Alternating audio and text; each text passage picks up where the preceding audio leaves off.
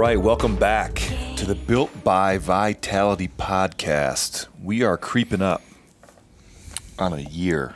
Not quite there yet, but we're creeping. Yeah. We're creeping. Not that I had any doubt. I mean, I don't know who listens to this, but There's a lot of people. me and you are still here. Yes, we are. All right. On today's episode, we're going to talk about the decision-making process. I think this is a great time to talk about this because I believe that it's a very challenging thing for people in all walks of life, no matter what profession they're in, whether it's military, whether it's sports, whether it's the 9-to-5 workforce. Decision-making is something you're gonna experience every day. By the way, this is the Built by Vitality podcast. I'm Philip Lewis, sitting next to Steve Pinkerton. Right. One day, we will be so big that we won't need to introduce ourselves. That's true. Maybe we're what there. I'm thinking. I don't know. Okay. I was just that excited. Okay. Well, we're back. We're back. It's only been 5 days since we've done an episode, but obviously It's our maybe first there's some time. things on my mind. I don't know. That's okay. You know, You had a rough night. Your resting heart rate was 160. Yeah, boy. Okay, I am a believer, and I'm curious to see what you think, that decision-making skills, it's developed and cultivated over a lifetime, not something that you're just born with the ability to make good decisions. Would you agree, disagree? Most of the time, yeah, it's something you learn over a lifetime. And what in that other time would you say is you're just innately born with the ability to say, got it? It depends. Like, I think obviously you're not going to be really born with it. Maybe your upbringing, how you were raised, something like it was really instilled at a young age, and then you just naturally was really good at knowing right, wrong, bad, and you can do it really quick. Do you Most think people that know. was a learned thing? That was through experiences, though? You know, with those their are parents from, and life, yeah. whatever. And I think the reality is, and one thing that people have to realize is, how do you get better at decision making? Like, what do you think that the driver is in improving that? You make decisions. But what do you think you learn the most of?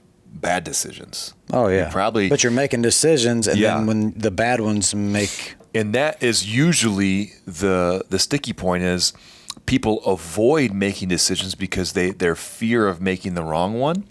But the problem with that theory is you can't ever improve if you don't go through the process. And if you don't go through the process, then you might never be wrong, but you're never going to make a good decision either. You'll just be the guy that's always like, whatever you think. Kind of reminds me of, like, I play the lottery once in a while, and there's people that say, I don't play the lottery. It's a waste of money. I'll never win. I'm like, well, you're right. If you never play, you're exactly right. You never will win because you don't play it. So you kind of got to I am that guy. That's okay. You got to make those decisions, learn from the bad ones to get better at it or have a chance of improving. I don't necessarily agree with you on that one. 10-4.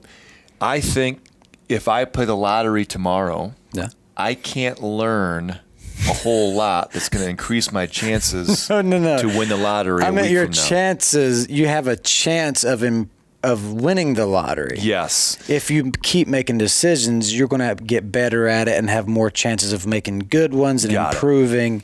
Not make you hit the lottery. No. Okay. No. All right. Because That'd be a terrible analogy. Okay. Yeah. You wouldn't do that. No. From the time we're babies, we're introduced to this decision-making process at a very rudimentary level. Mm-hmm. You know, I'm sure you were not the most well-behaved baby on the planet. You know, you probably... Actually, I was. I just got bad when I got older. Yeah, okay. I think that was developed as a young kid. Yeah. But, you know, we get rewarded when we do things right. Maybe we get a hug, a high five from the old man. Yeah.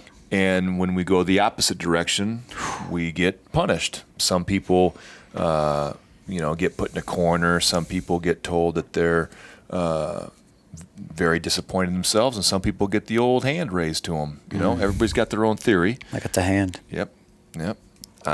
We won't get into that, but so even at a young age, your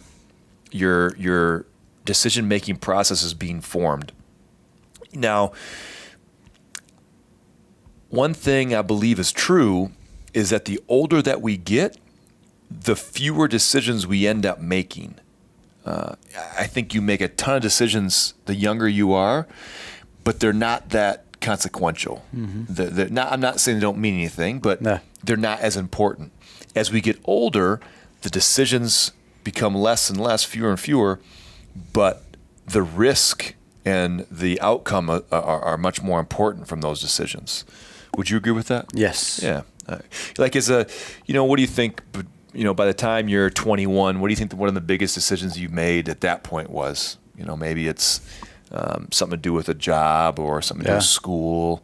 Not getting in trouble with your friends or like job, school. Yeah, that's it. And now fast forward to, Philip at, what are you, 42 or 43? 50. I look good for 50 though.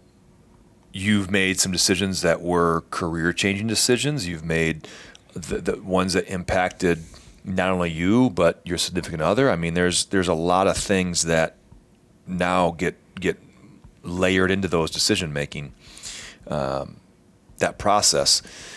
So, most decisions, the older we get, result in some sort of compromise. Mm-hmm. If it didn't, it really wouldn't be a decision. You just do it. It'd be an action. Yeah. And decisions often, in my opinion, they really, I think you could call them almost a risk mitigation process more than a decision. You're weighing out two choices, or sometimes more than that, and each one of them comes with some risks associated with it, and you're trying to figure out which is the least riskiest decision, outcome. Is this risk worth that reward? Yeah. Kind of thing, right? Yeah.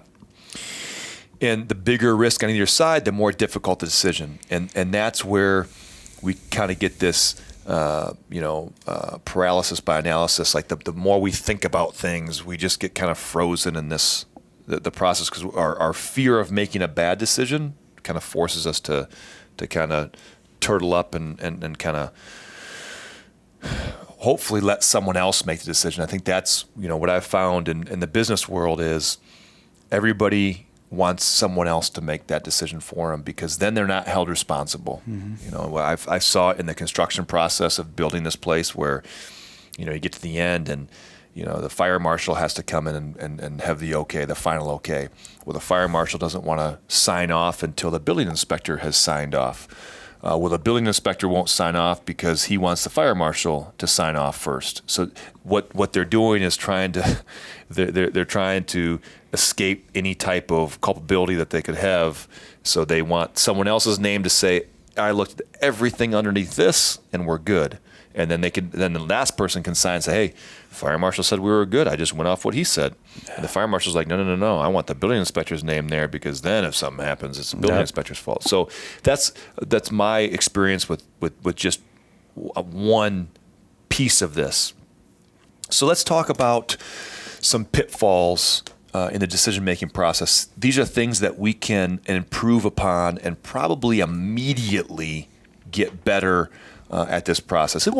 Nobody's perfect. First of all, let's just get that right out of the way here. No matter how experienced you are at decision making, no matter how many times you've guessed wrong and learned from those, you're not going to ever be perfect. But this will help you. Number one, and these are in no order, but holding out for the perfect solution. A lot of us, we want to get all the information we possibly can. And a lot of these examples I'll pull from my time in the Marine Corps, because I truly to this day believe the Marine Corps is the number one leadership decision making school on the planet Earth. They develop leaders in a way that nobody else can, in my opinion. And one of the things they do is this decision making process. And one quote that we studied a lot in the Marine Corps was a good plan violently executed now is better than a great plan executed next week. And that has always kind of stuck with me. I believe that was General Patton who said that. Don't quote me, but and what the military taught us was, if you wait till you have all of the variables, by the time you have them, half of those variables have already changed. So yes, if I had a week to do this, I could come up with a perfect plan. But it's no longer a perfect plan because those variables have changed. Mm-hmm. Same thing goes in the business world. You might have a window now. Maybe it's not a week. Maybe it's a month. Maybe it's 2 months. Whatever it is. But you don't have to rush through that decision-making process. But you've got to understand, the longer that you take, the more these variables are going to change. And now everything changes. So you're not going to be able to have all the answers to the problem. Then it wouldn't be a decision. Then it would be an action, because there is no problem with that. Number 2, failing to face reality.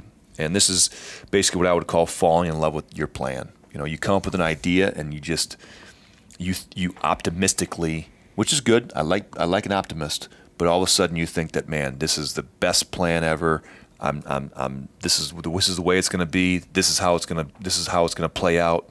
And everything is just rainbows and unicorns. The reality is, it's not like that. Kind of like when you made me do the workout like you the other day. Now, that would be a pretty poor analogy, because in my opinion, you succeeded. I did succeed. Now, not to mention I couldn't move my core for 4 days, but right. It's the price of That's of true. PR. That's right. And I think when you fail to face reality, it's kind of like this with the internet now. Oh. You could come up with any idea that you wanted, and you could search the internet and find something to support it. Yeah. Doesn't mean that it's good or right. A correct article, but what we tend to find is, whenever we're coming up with an idea, we will always seek out things to validate our idea and our decision. And we're looking for those, and people will use these as signs. They'll say, "Oh, it's meant to be." I saw this, whatever. And you got to be careful with that, because the reality of that situation might be a little different than what you have in your brain. The next one's a big one. I think happens a lot. Letting the majority sway your decision. So when you're talking to a group of people, and you start to hear everyone say, "This is what I think, this is what I think," and everyone's kind of echoing the same thing, man, it is not easy to then Philip say, "I'm going to take the other stance on this. I'm going to take the other side." So what do? You say instead, "Yeah, I agree," Yep. And the reason is because the only thing worse than being wrong is being the only one that was wrong. Yeah. Now all of a sudden we all, told 9 you. of us. Told you. Shouldn't have did it. 9 people saying, "I told you so, Told Philip." you, man. Maybe you'll listen to me from now on. Yep. That's a bad feeling. It's a really bad feeling. And the Marine Corps back in World War II, I believe, is when I saw this or read this article. It said one of the ways that the Marine Corps combated this was the junior officer or the junior enlisted Marine in the room, the lowest ranking officer, would always provide his opinion first to the commander. Always. So if you were the junior enlisted man, I was the senior officer in the room. If I go first and we go the other way, you got to have some pretty big stones to then say, "You know what, sir? I think you're wrong. I think you're wrong." Yeah. But now all of a sudden you're first. So now, as the senior officer, I'm sitting there getting to hear someone's perspective that doesn't quite know that he is on the opposite side of what might be the majority. And now you're like, wait a second, that's actually a really smart idea. And what the Marine Corps found was it had to be done that way. Otherwise, the Marine Corps teaches people immediate obedience to orders. So if you start seeing this, these senior enlisted Marines go down the line, as the private lance corporal, they're not going to go against that gunny or sergeant major. No way. So, but they did this the other way, and they found that there were some really good ideas that these junior Marines had, and that's how it should work in the business world too. Too many times we equate your position with your intelligence. Now, I'm not saying that the CEO doesn't have more intelligence than the 9-to-5 guy. I'm not saying that, but what you have to be careful of is when you start assuming that because you're in a management or a leadership position that nobody else has good ideas, nobody else has any value to provide to that decision-making process, you're going to find yourself in a world of trouble. Because here's what they can do that you can't. If you're vested 100% in that decision, it's hard for you to look at the 10,000-foot view of that. Mm-hmm. You're in it. You're seeing all these different things that could go wrong. If I don't have anything to do with that, I'm not tied financially to it. I'm not tied emotionally to it. I can sit back and say, Philip, no, man, this is the only answer is this. This is the way it has to work. Now all of a sudden you're like, okay, I can see that. It's just hard to get out of your own way when you're so vested into it. So I think that's the advantage to bringing someone else's opinion into it. Now, I'll be the first to admit I'm not great at this. I struggle with this part of it because I've always struggled with thinking that my view of the risk is different than everybody else's view of the risk because I'm directly tied to it. Versus you, for example, you might not be completely tied to my mortgage payment that I'm making, on the building or whatever. But if that's my thought process, then why would I hire you in the first place? Yeah. Obviously, I see enough value to bring you on as a part of the team. Why would I not think that you have the ability to make a contribution to the decision-making process? So I think that's something that have been continually working through for the last 12 years, and I'm getting better. I think a lot of people struggle with that. A lot of people, now it doesn't mean that you've got to take everyone else's opinion and try and mesh it into your decision-making, your outcome, but you at least have to listen and weigh in and respectfully understand their position. And then who knows? You might decide, you know what? I appreciate that. I'm still going to decide this is the way to go. Yeah. And as long as people understand that you truly care about their opinions, then they'll continue to offer them. As soon as they realize, and this has happened to me in the past too, as soon as they realize that you're never going to really value their opinion, they're going to stop giving it to you. And that's what you want to avoid. It's like Elon Musk. Obviously, everybody knows that him. He's really successful. He was talking about they were doing an interview with him one time, and he said he didn't go. I think he said he didn't go to college or something.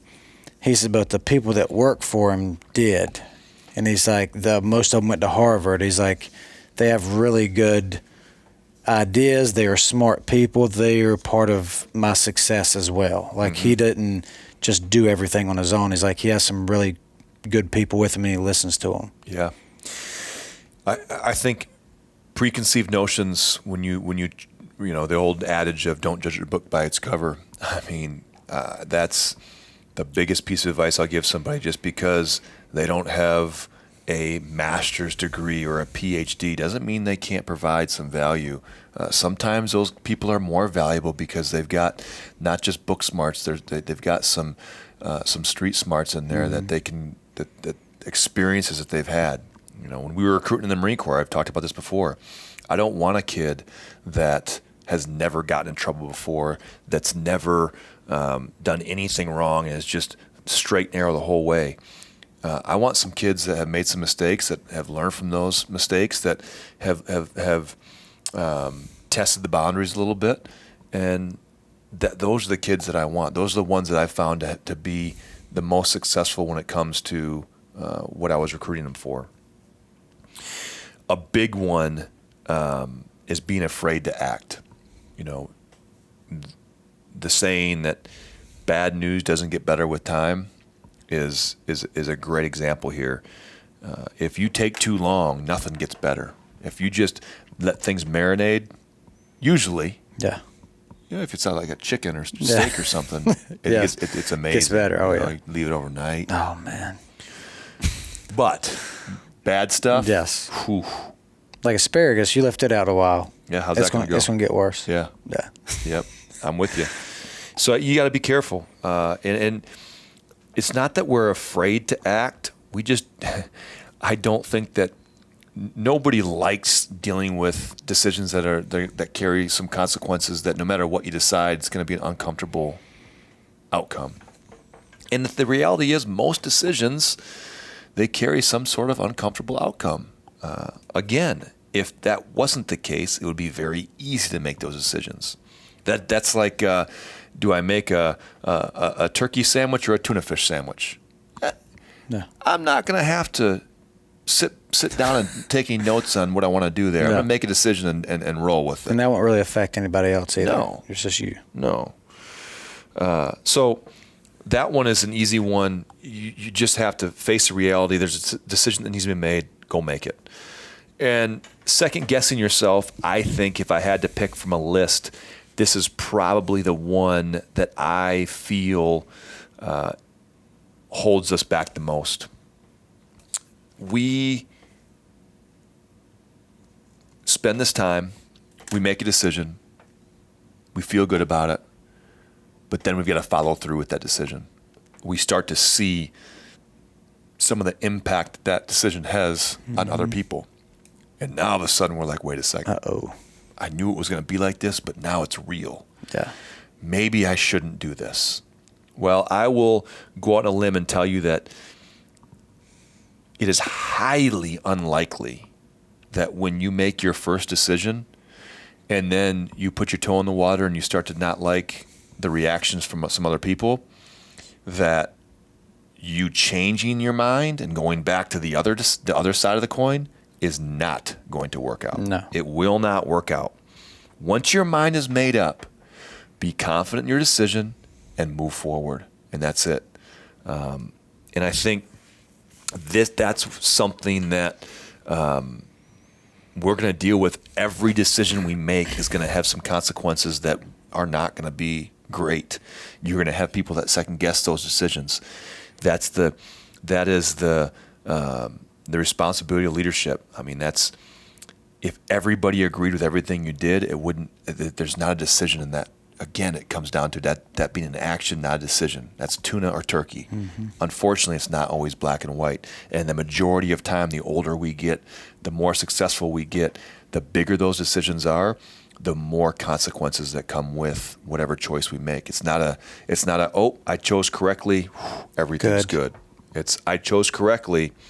It's less messy, but it's still going to be messy. Yeah. There's the old saying, you're always, when you get older, you're always one decision away from a totally different life, something like that. I've never heard that. I've never read that, but I like that a lot. Yeah, you're always one decision away from a totally different life. Like it could change like that. Yeah, like imagine if you wouldn't have listened to me on that workout Monday, you wouldn't have PR'd, and you probably would have had a bad day, and maybe the bad next day. And I'd have felt better. Think about that. It's crazy. It's true. Or if I wouldn't have hired you after you asked me 19 times. I'd probably Imagine that. Man, I don't know where I'd be right now. Yeah, I don't know. Probably still asking you. I think back. I wrote some things down.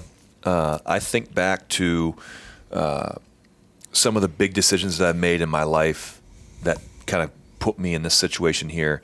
Every single one of those decisions made me question if I should go back the opposite way and change my mind. I can think back to college, going back to being married to my own idea. The only thing I've ever quit in my life, I was an average college athlete. I played football and basketball. But in basketball, I quit.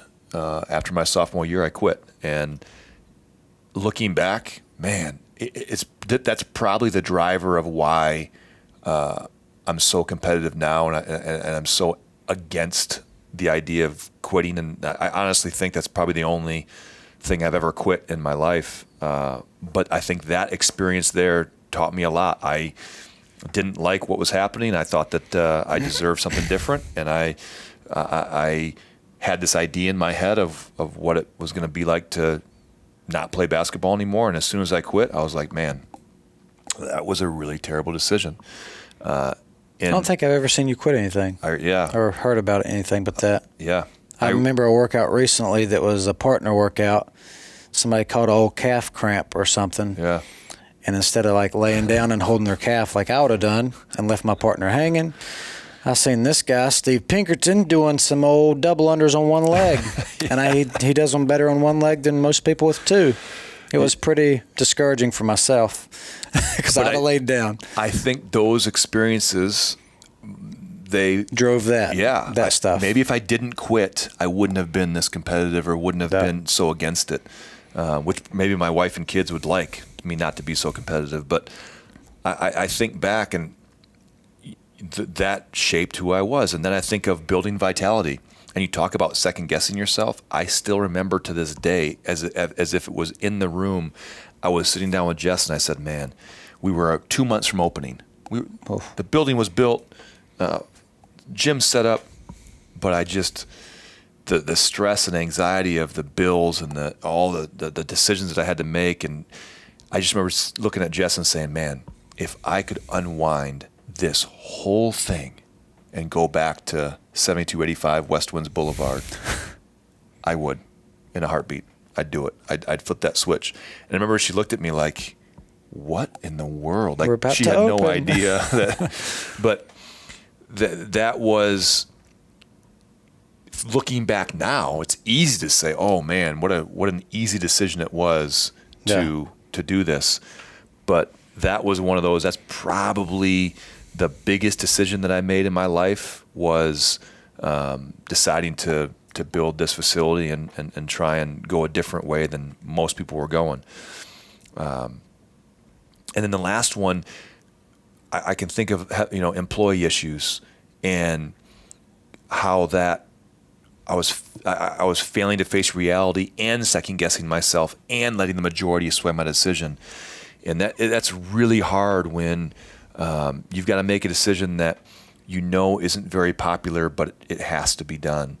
And I look back now, and that was really, really tough. Making decisions when it involves some really great people, that's hard to do. But I think that just gave me the confidence, being able to get through that, and then looking back and knowing it was the right decision. It just really, just because you make the right decision doesn't make that easier. Doesn't make it, when it's over, you're like, whew, I made the right one. No.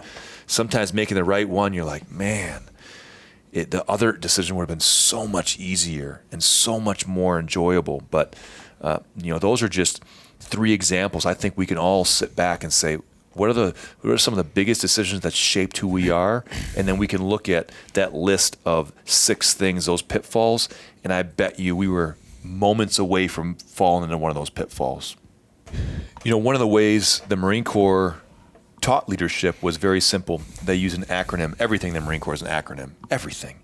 But they used OODA loop.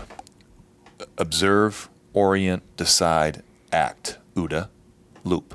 Okay. And what they talked about was, the biggest issue was, you'd observe, you figure out what the problem was, you'd orient yourself, try and get as much facts and information as you can, make your decision, and then act.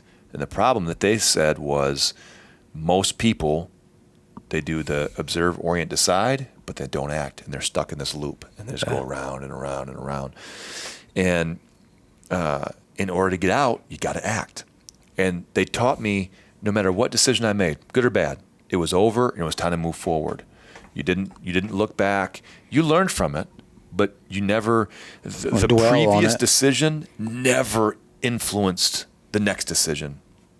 And when bad decisions are made, the issue that happens with most people are, it slows us down. It makes us less confident in the next one. And then, man, bad decisions usually breed bad decisions. once you make one, now you start changing your thought process. You're like, I must have done something wrong. I must be thinking about this differently. No, you made a mistake. You got to move forward. But if I don't have the confidence to make that next decision, then now I've got a bad one. Now all of a sudden you're consistently making bad decisions, and now you're stuck. Now it's really hard to get out. Mm-hmm. And I think We Were Soldiers, great movie. Yeah. You've seen this. I think a long time ago. Mel Gibson. Yeah. Okay. I don't remember none of it, but I remember seeing that. I don't remember any of it. You don't it was a long remember? time ago. Okay. Yeah. Well, you didn't see it because Is that the one where we were face painting stuff? that would, I'm just kidding. okay. That's Braveheart. We almost the podcast almost ended. You're good. We Were Soldiers was Mel Gibson takes this group against the Japanese, and they are calling for fire on their own position because they've been overrun. Oh, And they've got this forward observer, and he's calling for fire from aircraft overhead. But it might kill themselves Well, too, right? if he does it right, he's good. But I mean, they're calling it close, and that's a very, very stressful situation to be in. And he's looking at his map, and he's got, I mean, people are shooting at him. He's got Mel Gibson, the commander, right in his ear, and he's calling it in. He could barely hear. He's yelling and screaming, and he calls it in, and he's off by like one grid, you know. And one grid now means they're coming in on line instead of in front of the force. They're coming over top of them, dropping napalm, and they drop it and incinerate, 10, 12, 14 guys. And the guy is just, he's frozen. You can't believe it happened. And Mel Gibson looked at him and said, hey, forget about that one. It's the next one.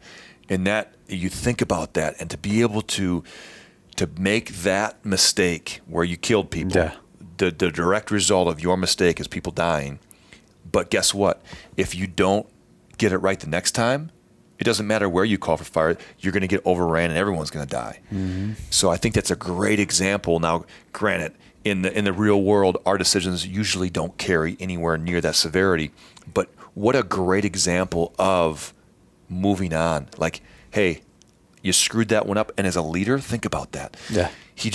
Mel Gibson just watched this dude screw it up and take out almost a platoon of his army guys. Now all of a sudden, he's going to come back and do it again. But give him the confidence. Imagine the difference would have been if Mel Gibson would have lost his cool, screaming and yelling at the guy. You just killed all these people. Yeah. Now what happens? Now he screws up the next one. Everybody gets ran over. They're all dead. Or he quits and he's like, I'm not doing it anymore. So, that's the key is to treat every decision as independent of the next. That's the biggest advice I can give you is don't think back, and this could be positive and negative. Don't think just because you made a great decision and your business thrived because of it, that now all of a sudden the next one's, it's got a carryover. It doesn't do that. This isn't the old school Verizon plan that the minutes carry over to the next one. You've got to, every single one is independent. Man, that's old. I forgot about that. Yeah, remember that? Yeah, rollover minutes. Rollover, man, it was great. So, in closing, look, as a leader, we're going to make mistakes when it comes to decisions. It's inevitable, but you've got to remain confident in our abilities, and that hesitation that the lack of confidence will cause is only going to produce a greater risk for bad decisions. And look, decisions are one thing; they're never going away. I would much rather be in a position to where I've got to make some decisions than be in a position where I make zero decisions. Yeah. And I think so many people now are so afraid to make that decision. Don't be afraid. Take all the information you have, make a decision, and then don't let anybody sway that decision. You've went through your process. You can accept feedback, but your decision's made and you move forward. If it was a bad one, hey, I'm going to put those in my pocket for next time. Lesson learned, I'm moving forward. And I think if we can do that, we'll be more effective leaders. So I hope this helps somebody. I probably could have spent the whole 40 minutes on all the bad decisions I've made, but I do think mine. Yeah, we could have just went back and forth. Oh, it would have been speed terrible. round. Yeah. My bad decision when I went to jail. There's all kinds of stuff we can talk about. Yes. Maybe that'll be a podcast. Maybe we should. Philip in jail. Oh, it was terrible. Man. They handcuffed me to the wall, Called my mom. She thought I was kidding. It was an 800 collect call. She accepted it. I said, Mom, I'm in jail. And she thought I was kidding and hung up on me. So check this out. When you hire people, here's the thing I'll tell you.